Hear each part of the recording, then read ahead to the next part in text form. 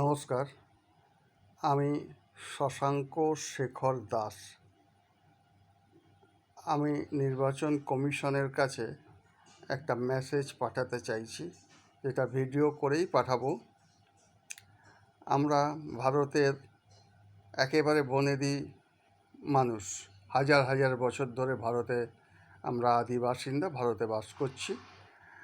2001 সালে নির্বাচনে আমি ক্যান্ডিডেট হয়েছিলাম বহুজন সমাজ পার্টির। আপনারা যেটা দেখছেন সেটাই। 2001 সালে বহুজন সমাজ পার্টির আমি ক্যান্ডিডেট হই।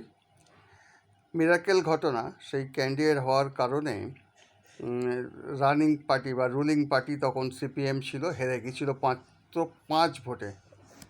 সেই 5 ভোটে হেরে যাওয়ার ফলে প্রায় রাত 12টার পরে সাউথ ইন্ডিয়ান একজন অবজারভার ছিলেন, তিনি সই করে দিয়েছিলেন, যিনি জিতেছেন, যিনি হেরেছেন। আমি ছিলাম পাল্লার কাঁটা, অর্থাৎ যেদিকে হেলবো সেদিকেই সে জিতবে।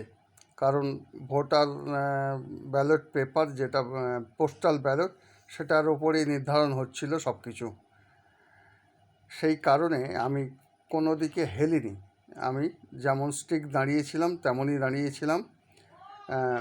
সেখানে সিপিএম রুলিং পার্টি, সে 5 ভোটে হেরেছিল। উল্টো দিকে তৃণমূলের যিনি ক্যান্ডিডেট ছিলেন, নামগুলো বলছি না, তিনি 5 ভোটে জিতেছেন। হার জিত তো